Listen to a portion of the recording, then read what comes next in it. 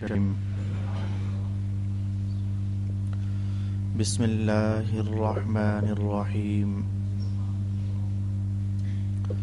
سبحان الذي أسرى بعبده ليلا من المسجد الحرام إلى المسجد الأقصى الذي باركنا حوله لنريه من آياتنا إنه هو السميع البصير صدق الله مولانا العظيم. الصلاة والسلام عليك يا سيدي يا رسول الله. الصلاة والسلام عليك يا سيدي يا حبيب الله. الصلاة والسلام عليك يا سيدي يا شفيع المذنبين وعلى آلك وأصحابك يا سيدي يا رحمة للعالمين.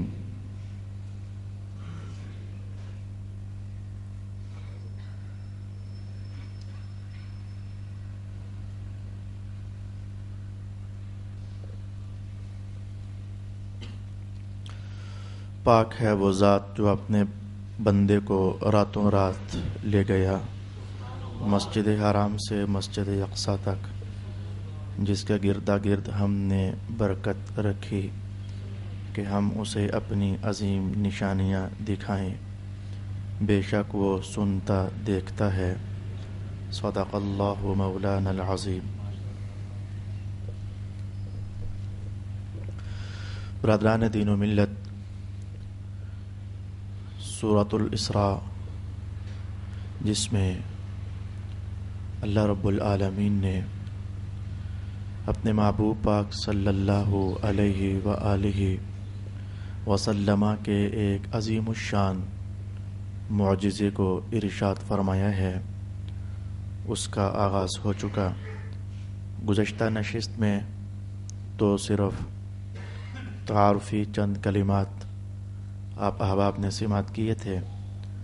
آج میں کچھ مزید اپنے عنوان کو آگے بڑھاتے ہوئے اس معجزہ عظیمہ کی کہانیاں آپ کی خدمت میں عرض کرنا چاہوں گا. جیسا کہ میں نے آپ کو ترتیب بیان کی تھی کہ جو آیت میں نے تلاوت کی ہے، پہلے ہم اس آیت میں جو کچھ ائمہ کبار نے اور مفسرین کرام نے بیان فرمایا ہے ہم سیکھنے کا اہتمام کریں گے. اس کے بعد پھر تفصیل کے ساتھ اس عظیم الشان معجزہ کو اول سے لے کر آخر تک اپنے تمام تر پہلوؤں کے ساتھ سننے اور سیکھنے کا اہتمام کریں گے. میرے دوست، جاننا چاہیے معراج. بس ایک جملہ محفوظ کر لیجئے کہ اس وقت ہم نے بطور لیسن اور بطور سبق درس قرآن حکیم کا حصہ ہے تو ہم نے سیکھنا ہے وہ جو سال کے بعد معراج کے حوالے سے جلسے وغیرہ منعقد ہوتے ہیں، اس میں تو ذرا انداز بھی اور ہوتا ہے، سٹائل بھی ذرا اور ہوتا ہے، لیکن ہم اس پاکیزہ ترین معجزہ کو درس قرآن حکیم کے ہی انداز میں میٹھے میٹھے، ہولے ہولے اور دھیرے دھیرے سیکھنے کا پورا اہتمام کریں گے. یاد رہے کہ حضرت علامہ زبیدی حنفی ارشاد فرماتے ہیں کہ یہ جو لفظ معراج ہے یہ اس کا کیا معنی کیا جائے گا. یاد رہے کہ مذہب کے اندر تقریباً ایسے ہے کہ لفظ کا اساسی معنی کچھ اور ہوتا ہے اور پھر مذہب میں، شریعت میں وہ لفظ پھر کسی اور معنی میں استعمال ہوتا ہے. میں اس کی مثال آپ کے سامنے کہنا چاہوں گا کہ لفظ صلاۃ، آپ سمجھتے ہو کہ صلاۃ کا معنی ہے نماز پڑھنا، لیکن جانتے ہیں آپ کیا کہ صلاۃ لغت کے اعتبار سے نماز پڑھنے کو نہیں کہتے ہیں. لغت کے اعتبار سے انسان کا نیچے والا دھڑ جب ہلے تو اس ہلنے کو عربی زبان میں صلاۃ کہا جاتا ہے.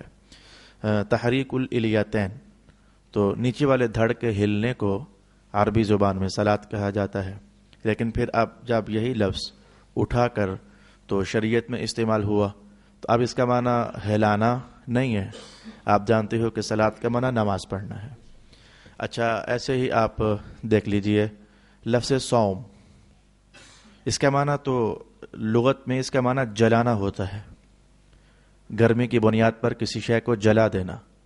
لیکن اب یہی لفظ جب شریعت مطہرہ میں استعمال ہوا تو آپ محسوس کرتے ہیں کہ صوم کا معنی وہ صبح سے لے کر شام تک بھوک پیاس کاٹنا، یہ اس کا اصطلاحی معنی ہو گیا. ایک اور مثال لے لیجئے، یہ جو ہم لفظ حج استعمال کرتے ہیں تو حج کا معنی ہوتا ہے ارادہ کرنا، جیسے ہم کہتے ہیں نیت کرنا، ارادہ کرنا. لیکن اب ہم جب لفظ حج استعمال کرتے ہیں تو اس کا ایک مخصوص معنی ہے، بیت اللہ شریف میں جانا، چکر کاٹنا، یعنی بہت ساری چیزوں کا مجموعہ آج ہمارے سامنے لفظ حج بیان کرتا ہے. ایسے ہی جانیے لفظ معراج، اس کا لغت کے اعتبار سے معنی کچھ اور ہوتا ہے، اور مذہب میں جب یہی لفظ کنورٹ کیا گیا تو اب اس کا معنی کچھ اور ہے. میں یہ دونوں معنی آپ کی خدمت میں بیان کرنا چاہوں گا. تو آئیے، ہم انسان لوگ جب نیچے سے چھت پر جانا چاہیں تو ہم ایک زینہ استعمال کرتے ہیں جسے ہم سیڑھی کہتے ہیں، تو ہم سیڑھی استعمال کرتے ہیں. انسان نیچے سے اوپر جانے کے لیے جس شے کا سہارا لیتے ہیں اسے سیڑھی کہا جاتا ہے. عربی زبان میں اسے مرقات کہا جاتا ہے، اردو میں سیڑھی اور عربی زبان میں مرقات. جان جائیے کہ یہ انسانوں کی کہانی تھی. زبیدی حنفی ارشاد فرماتے ہیں کہ روحیں جب نیچے سے اوپر کی طرف جائیں، مراد ہے کہ زمین سے جب آسمانوں کی طرف روحیں بلند ہونا چاہیں تو روحیں، جیسے وہ تصویر سیڑھی کے ذہن میں لائیے، تو روحیں جن ڈنڈوں کو یا جس چیز کو پکڑ کر کے تو اوپر چڑھتی ہیں تو اس چیز کو عربی زبان میں معراج کہا جاتا ہے. یعنی انسانوں کے لیے سیڑھی اور روحوں کے لیے معراج. معراج کا لفظ اصل میں سیڑھی نما کوئی چیز ہے جو نظر آنے میں نہیں ہے. اب روحیں چلتی ہیں، پہنچتی ہیں آسمانوں پر، لیکن ہم نے کوئی نظروں میں کوئی شے دیکھی ہو جس کو پکڑ کر تو روحیں اوپر چڑھتی ہوں، یہ چیز نہیں ہے. اور اس پر تعجب نہ کرنا، اس پر حیران نہ ہونا. بہت ساری چیزیں ایسی ہیں جو ہیں لیکن میاں نظر نہیں آتی. نظر نہ آنے کا معنی یہ تھوڑا ہے کہ وہ ہے نہیں ہے. کیا آپ نے اپنے والد صاحب کو یا خود کسی انسان کو مرتے نہ دیکھا؟ تو روح کا جسم سے جدا ہونا یہ حقیقت ہے تو صحیح، لیکن ہم نے یقیناً کبھی دیکھی تو نہیں ہے. اچھا، فرشتے کا اسرائیل علیہ السلام کا گھر میں آ جانا اور پھر فرشتوں کے ہجوم کے ساتھ آ جانا، تو یہ حدیث پاک کے الفاظ ہیں کہ جب بندہ مومن یا بندہ کافر مرتا ہے تو اسرائیل علیہ السلام اکیلے نہیں آتے ہیں، فرشتوں کا ایک ہجوم ہوتا ہے. ایمان والوں کے لیے روشن چہرے والے فرشتوں کا ہجوم، اور جو کافر لوگ ہوتے ہیں ان کے لیے کالے چہروں کی صورت میں فرشتے اللہ رب العالمین ظاہر فرما دیتا ہے. اب وہ آتے ہیں گھروں میں، پورا لشکر آتا ہے فرشتوں کا، لیکن آج تک ہم نے دیکھا تو نہیں ہے. میں اس سے بھی قریب ترین کی مثال اگر آپ سے کہوں تو دیکھیے میرے بھائی، ہمارے کندھوں پر تو ہر وقت 2 فرشتے کم از کم موجود ہیں، لیکن ہم نے دیکھا تو نہیں ہے. تو جاننا چاہیے کہ نظر نہ آنا یہ اور شے ہے اور شے کا ہونا یہ اور شے ہے. تو میں نے ابھی تک آپ کی خدمت میں یہ بیان کیا کہ روحیں جس شے کو پکڑ کر آسمانوں کی طرف بلند ہوتی ہیں اس شے کو لغت کے اعتبار سے معراج کہا جاتا ہے. یہ علامہ زبیدی حنفی رحمۃ اللہ تعالی علیہ نے ارشاد فرمایا. ایک اور لفظ بھی ہے، میں ذرا وہ بھی آپ کی خدمت میں لگے ہاتھوں بیان کر دوں، کیونکہ بنیاد قائم ہو رہی ہے. یہ ایک لمبا عنوان ہے، تو اس کی بنیاد قائم ہو رہی ہے تو میں چاہتا ہوں کہ بنیاد ذرا مضبوط سی قائم ہو جائے، ہم مذہب کا یہ چیپٹر بھی خوبصورتی کے ساتھ سیکھنے کے لائق ہو جائیں. ایک اور بھی لفظ استعمال ہوتا ہے معرج. یہ جو پہلے ہم نے سیکھا یہ معروف ہے، معراج، یہ تو ہم نے زندگی میں 50 بار سنا ہے. لیکن ایک اور لفظ بھی استعمال ہوتا ہے، اسے معرج کہا جاتا ہے. یہ معرج کیا ہے؟ اچھا جی، روحوں کے جانے کے لیے راستہ اور ہے، اور فرشتے جن راہوں سے آتے جاتے ہیں وہ فرشتوں کا راستہ کوئی اور ہے. تو وہ جو فرشتوں کے آنے اور جانے کا راستہ ہے اسے عربی زبان میں معرج کہا جاتا ہے. روحوں کے لیے جو راستہ ہے اسے معراج کہا جاتا ہے، فرشتوں کے لیے جو راستہ ہے اسے معرج کہا جاتا ہے. اگر آپ نے میری یہ بات یاد رکھی تو پھر میں وہ موقع جب آئے گا جب رسول اللہ علیہ السلام آسمانوں پر گئے تھے اور میں پھر وہاں جا کر اگر مجھے بھی یاد رہا تو میں اشارہ دوں گا بھی میں نے آپ سے کہا تھا کہ فرشتوں کا راستہ کوئی اور ہے، اور جس راستے سے رسول اللہ علیہ السلام تشریف لے کر گئے تھے، یقین جان لیجئے، ایمان بنا لیجئے، وہ راستہ ہی کوئی اور ہے، وہ فرشتوں کے آنے جانے کا راستہ نہیں ہے۔ میں باریک سا اشارہ کہہ دوں تاکہ میں اگر اس موقع پر میں بھی بھول گیا، ایسا نہ ہو جائے کہ اس عنوان کے ساتھ بے وفائی ہو جائے۔ میں پہلے آسمان کی ایک چھوٹی سی کہانی 2-3 جملوں میں کہنا چاہوں گا۔ جبریل امین رسول پاک علیہ السلام اکٹھے تشریف لے کر جا رہے ہیں، پہلے آسمان کا دروازہ کھٹکھٹایا گیا۔ جبریل کون ہے؟ فرشتوں کے سردار۔ اندر سے آواز آتی ہے، کون؟ یہ کون؟ یہ بتاتا ہے کہ فرشتے اس راستے سے آتے جاتے نہیں ہیں، وغیرہ آتے جاتے اگر اسی راستے سے ہوتے تو یہ دروازہ کھلا ہوا ہونا چاہیے تھا۔ میں اس کی آگے چلیے دلیل کو مضبوط کر دوں۔ حضرت جبریل کہنے لگے، جبریل ہوں، دروازہ کھلا ہی نہ۔ اگر یہ وہ راستہ ہوتا جو فرشتوں کے آنے جانے والا تھا، اگر یہ وہ روٹ آج استعمال ہو رہا ہوتا تو اتنا کہنے پر دروازہ کھل جانا چاہیے تھا، بھئی جبریل ہیں، سردار ہیں، کھول دو دروازہ۔ جناب دروازہ نہ کھلا۔ تیسرا سوال آ گیا، حضور فرماتے ہیں فرشتوں نے پوچھا ساتھ کون ہے؟ اچھا کہا رسول اللہ ہے، اب دروازہ کھلا۔ اس پر ائمہ تفسیر نے کہا کہ لگتا ایسے ہے کہ روحوں کے چڑھنے کا راستہ اور ہے، فرشتوں کا روٹ اور ہے، اور مصطفیٰ جان رحمت کی عظمت اور بلندی کی کہانی جو آج بن رہی تھی، اس کے لیے اللہ نے راستہ ہی کوئی اور سجایا ہوا تھا۔ تو یہ وہاں آپ کو بات انشاءاللہ العزیز مفید ثابت ہو جائے گی۔ تو معراج کا لغوی معنی میں نے ابھی تک آپ کی خدمت میں بیان کیا۔ آئیے لغت میں تو معراج کا معنی یہ تھا، اصطلاح شریعت میں معراج کسے کہا جاتا ہے؟ ایک ایک لفظ کو ذہن میں اتارنے کی کوشش کرنا۔ ہم اس وقت مذہب سیکھ رہے ہیں، وہ تقریر سن کر کے وہ تھوڑی سی لذت اٹھا کر کے جانا، یہ آج کی کہانی میں عنوان نہیں ہے۔ ہم باقاعدہ مذہب کا ایک اہم ترین عنوان سیکھ رہے ہیں، اور اگر میں یہ کہوں تو آپ کو کتنی حیرت ہوگی، یہ وہ معجزہ ہے اللہ رب العالمین نے 1,24,000 نبیوں کو بھی یہ شان عطا نہیں فرمائی جو مصطفیٰ کریم کو عطا فرمائی ہے۔ ہمارا مذہب اس عنوان سے بھرا ہوا ہے۔ بہت سارے معجزات ایسے ہیں جو صرف اللہ تعالیٰ نے رسول پاک صلی اللہ علیہ وآلہ وسلم کو عطا فرمائے ہیں۔ تو مذہب میں لفظ معراج کا معنی کیا ہوگا؟ میں عبارت آپ کے سامنے پڑھنا چاہتا ہوں حضرت علامہ تفتزانی کی رحمت اللہ تعالی علیہ، انہوں نے جو بیان دیا ہمارے مذہب میں معراج کا معنی کیا ہے۔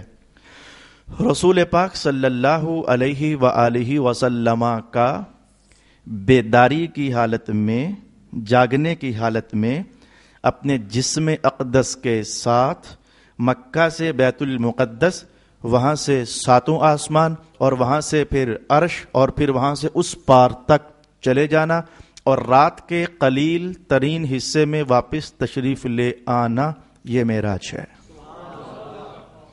جس لفظ پر توجہ کرنی تھی وہ یہ تھا بیداری کے عالم میں، اور دوسرا لفظ جس پر توجہ کرنی تھی وہ یہ تھا جسم ناز کے ساتھ۔ حضور کا جو واقعہ معراج ہے اس کو پھر سمجھیے، آپ سمجھیں کہ کلاس روم میں ہم بیٹھے ہیں، ہم نے توجہ کے ساتھ سیکھنا ہے۔ رسول پاک علیہ السلام کا جاگنے کی حالت میں جسم سمیت مکہ سے بیت المقدس، وہاں سے 7 آسمان، وہاں سے اس پار، اور پھر نہ جانے کہاں کہاں تشریف لے جانا، اور رات کے قلیل ترین حصے میں پھر واپس تشریف لے آنا، اسے معراج کہا جاتا ہے۔ بہت سارے مسلمانوں کے اندر ایسے لوگ ہیں جنہوں نے کہا یہ معراج یہ جسم کو نہ ہوا بلکہ یہ تو ایک روحانی چیز تھی، یعنی یہ ایک خواب کا واقعہ ہے۔ اس انشاءاللہ العزیز ان کے سوال کا جائزہ تفصیل سے لیا جائے گا کہ کیا یہ ایک خواب کی کہانی تھی، یا کہ رسول اللہ جسم اقدس کے ساتھ گئے تھے، کیا یہ سونے کی کہانی تھی، یا کہ بیداری کی حالت میں آپ تشریف لے کر گئے تھے۔ انشاءاللہ ان دونوں عنوانات پر تفصیل کے ساتھ اور دلائل کے ساتھ جائزہ لیا جائے گا۔ معراج کا لغوی معنی بھی ہم نے سماعت کر لیا۔ معراج کا اصطلاح میں مذہب میں جو معنی ہے یہ بھی میں نے آپ کی خدمت میں بیان کر دیا۔ نمبر 3 پر جانیے، مکہ سے لے کر بیت المقدس تک کا سفر اس آیت میں بیان ہوا، لہذا جو شخص اس سفر کا انکار کرے گا وہ درجے میں کافر ہوگا۔ کیا وجہ ہوگی کافر ہونے کی؟ اس نے قرآن کے ایک حصے کا انکار کر دیا۔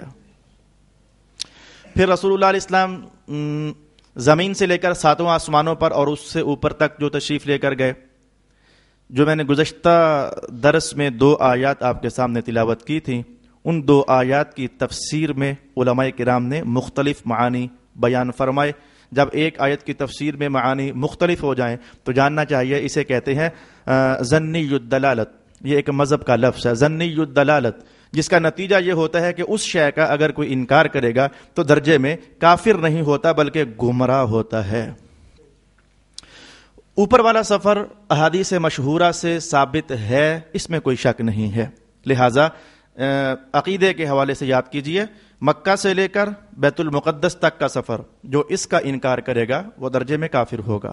اس نے قطعی الثبوت اور قطعی الدلالت دلیل کا یعنی قرآن حکیم کا انکار کیا.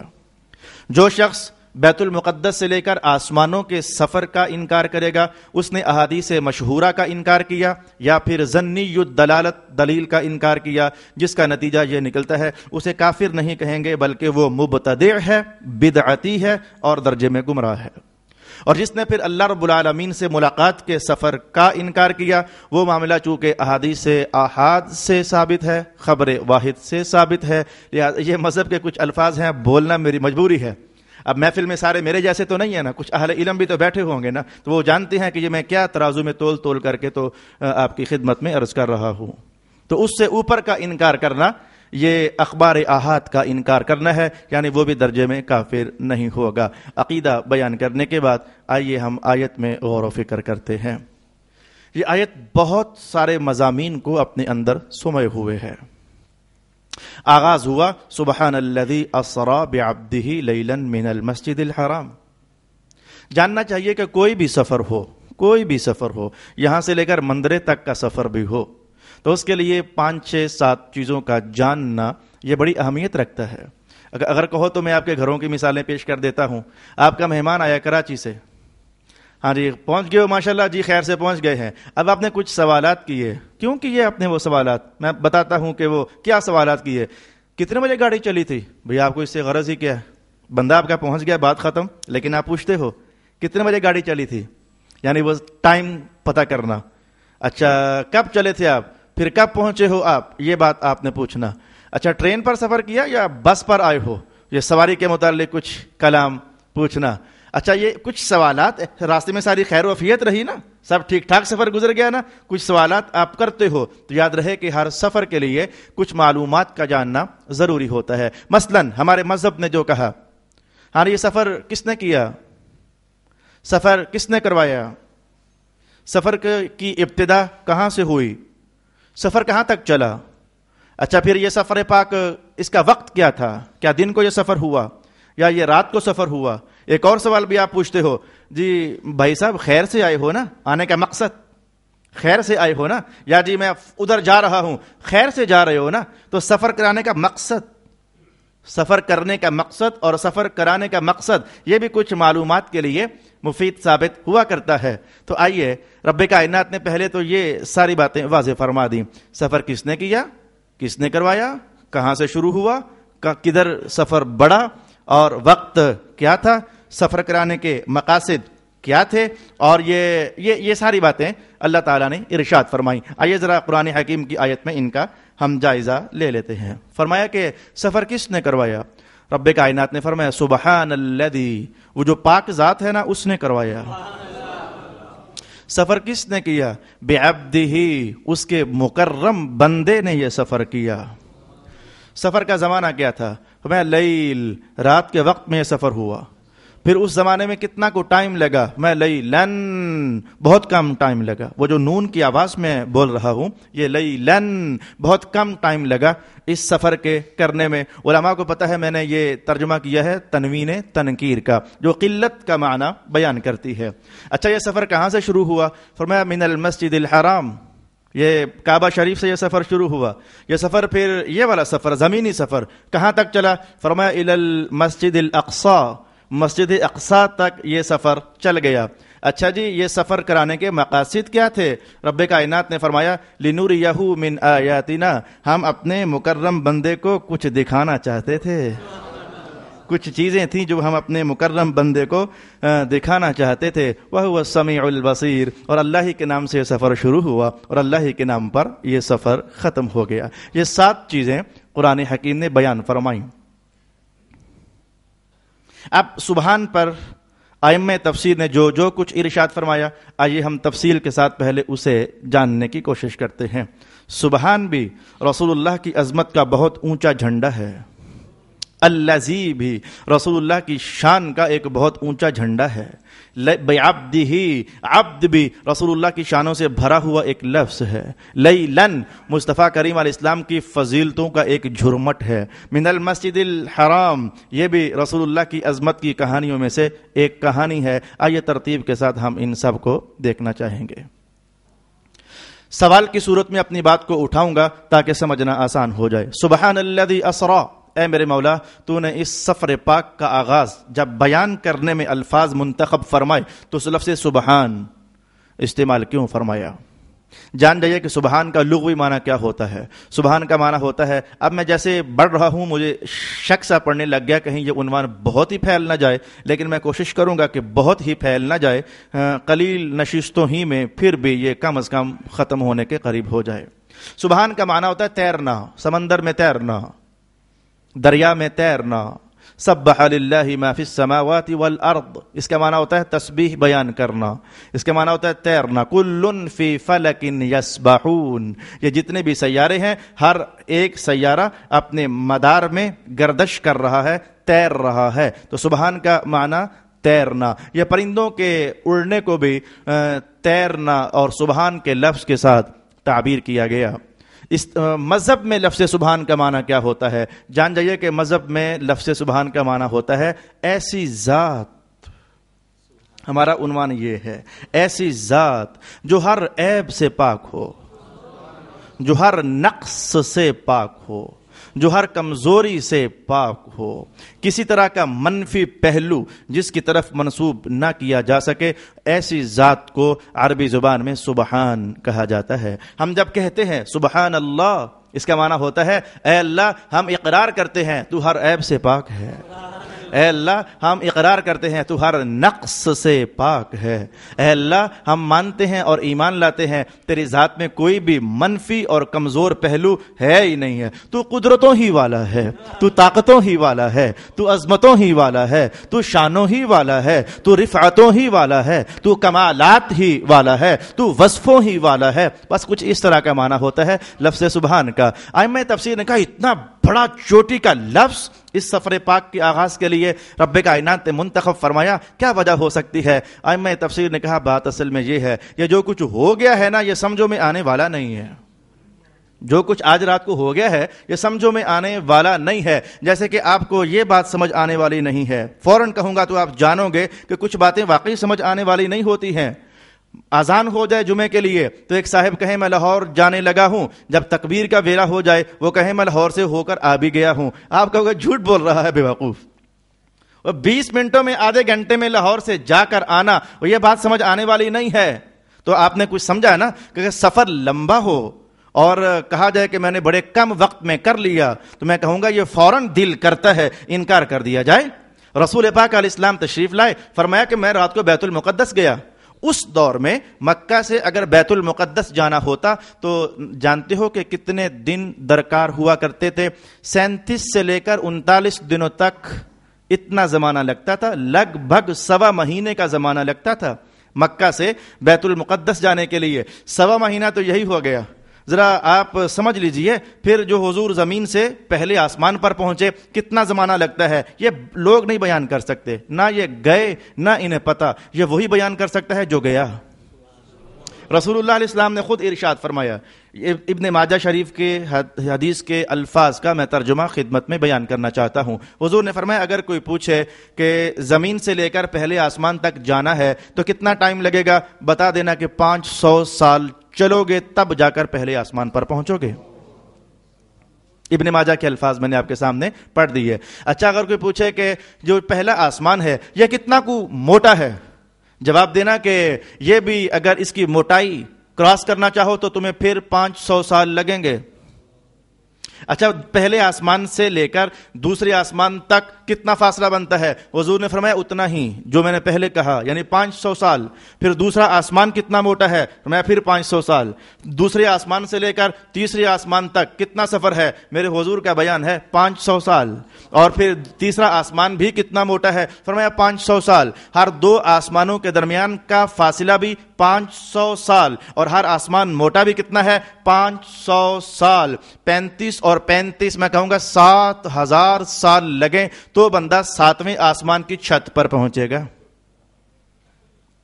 اور ابھی میں نے عرش کی بات نہیں کی، عرش تو پھر اور اوپر ہے، وہ حضور نے بیان نہیں کیا کہ 7ویں آسمان سے لے کر عرش تک کتنا سفر بنتا ہے، پھر عرش اور کرسی تک کتنا سفر بنتا ہے، پھر اس کے بعد جہاں سفروں کی کہانی ختم ہو جائے، جگہیں ختم ہو جائیں، زمانے ختم ہو جائیں، پھر وہاں کیا وقت لگتا ہے، یہ عنوان خارج، وہ تو پتہ ہی نہیں ہے ہمیں۔ رسول پاک علیہ السلام نے اسے بیان ہی نہ فرمایا۔ اب جناب محترم سوچنے والی بات یہ تھی، حضور فرمائیں میں جناب یہاں سے چلا اور میں بیت المقدس چلا گیا، اور پھر میں وہاں سے پہلے آسمان پر چلا گیا، پھر دوسری آسمان پر چلا گیا، تیسری آسمان پر چلا گیا، چوتھے پر چلا گیا، پھر میں 7 آسمانوں پر، پھر اللہ کے ہاں جہاں بھی گیا، پھر میں واپس بھی آیا، بیت المقدس والا واپسی کا سفر بھی طے ہو گیا، بس یہ چند کو لحظے لگے۔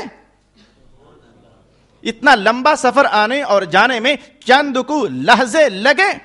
انسانی عقل کا حق بنتا ہے فوراً انکار کر دے، ہاں جی یہ نہیں ہو سکتا، اتنا لمبا سفر یہ چند لحظے لگے، لیلن چند لحظے لگے، یہ ہو نہیں سکتا۔ رب کائنات نے اس کا جواب دیا، ہو نہیں سکتا نا، اگر کوئی کروانا چاہے کروا تو سکتا ہے نا۔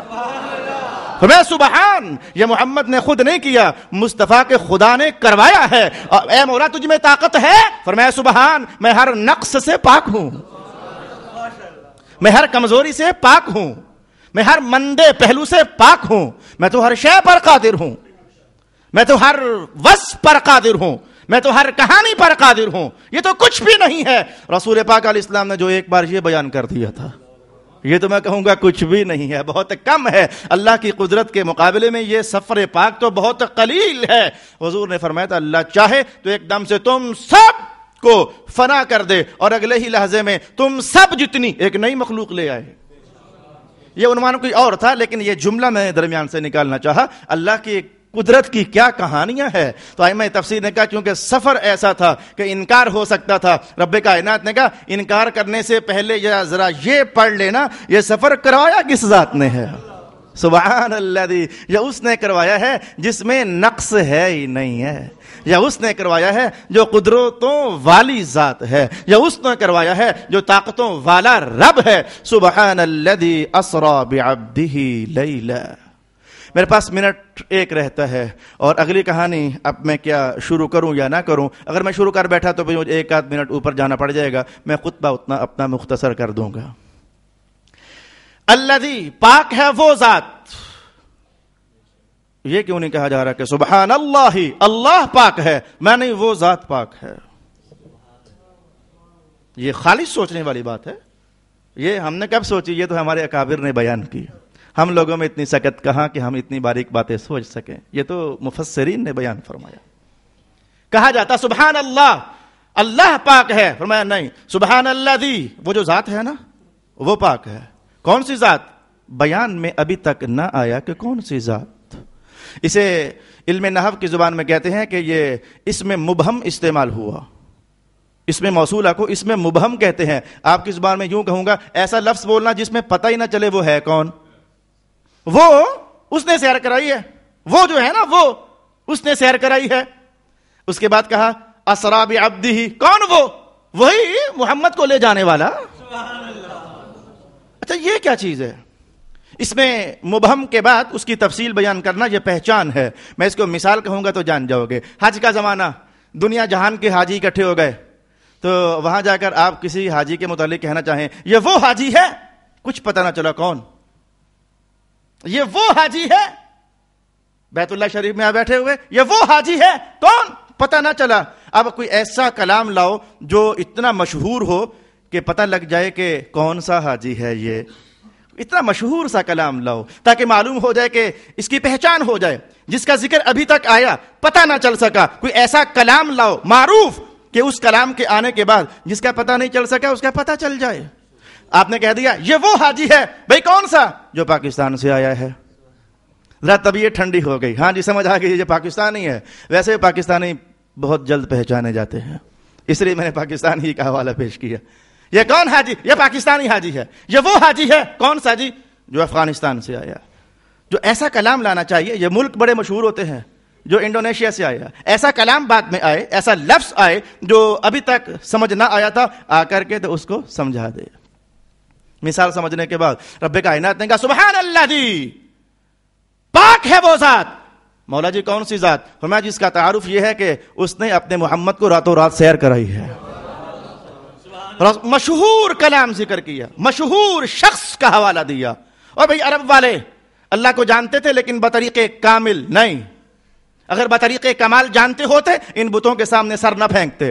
جانتے تھے کوئی اللہ ہے لیکن پہچانتے نہیں تھے. جیسے پہچاننے کا حق تھا, لیکن محمد تو وہ تھے صلی اللہ علیہ وسلم جنہیں ولادت سے لے کر بچپنوں تک وہ جانتے تھے. بچپنوں سے لے کر جوانی کی دہلیز پر کھڑا انہوں نے مصطفیٰ کو پہچانا تھا, ان کی صداقت کو پہچانا تھا, ان کی امانت داری کو پہچانا تھا, ان کی معاملہ فہمی کو پہچانا تھا, ان کے بچپن کا تقدس دیکھا تھا, ان کی جوانی کی بہاریں دیکھی تھیں. مصطفیٰ کریم علیہ السلام کے شباب کی طہارتیں انہوں نے ملاحظہ کی تھی. بڑے بڑے موقعوں پر زبردست قسم کا فیصلہ کر کے جنگوں اور جدالوں سے لوگوں کو بچا لینا اور ہٹا لینا یہ انہوں نے ملاحظہ کیا تھا. 40 سال ہو گئے تھے, دیکھتے دیکھتے پہچانتے تو حضور ان میں بڑے معروف ہو چکے تھے, مشہور ہو چکے تھے. رب کائنات نے کہا یہ جانتے مجھے بھی ہیں لیکن ویسے نہیں جانتے جیسے جاننا چاہیے. تو میں بتانا چاہتا ہوں کہ یہ سفر اس نے کروایا جس کی پہچان کیا ہے. میں الذی اسری بعبدہ, اسے دیکھنا ہو یا اسے جاننا ہو کہ وہ کیسا ہے تو تمہارے اندر مشہور و معروف محمد ہے, پہلے ذرا انہیں تو دیکھو نا. یہ پہچان ہے اپنے رب کی, یہ پہچان ہے اپنے رب کی, یہ مظہر ہے اپنے اللہ کے تمام تر کمالات کا, یہ پرتو ہے اللہ رب العالمین کی عنایات کا. اللہ کو پہچاننا ہو تو مصطفیٰ کریم علیہ السلام کی معرفت سے تمہیں اللہ کو پہچاننا چاہیے. ارشاد گرامی ہوا سبحان الذی اسری. اب الذی پر ہم جا پہنچے. پاک ہے وہ ذات جس نے سیر کرائی اپنے عبد مکرم کو. بس ایک جملہ نہ کہہ دوں, اگر اللہ نے بھی اپنے پیار میں یہ لکھا, یہ ارشاد فرمایا, یہ لکھا, یہ لفظ نہیں ہے اس دربار کے لائق. اللہ بھی جب وہ ہے جس نے پیار کہانی جب ارشاد فرمائی تو فرمایا کہ میری پہچان بھی رسول اللہ ہے. تو ایمان والوں پھر جاننا چاہیے نا کہ ہماری پہچان بھی تو رسول اللہ ہی ہونے چاہیے نا.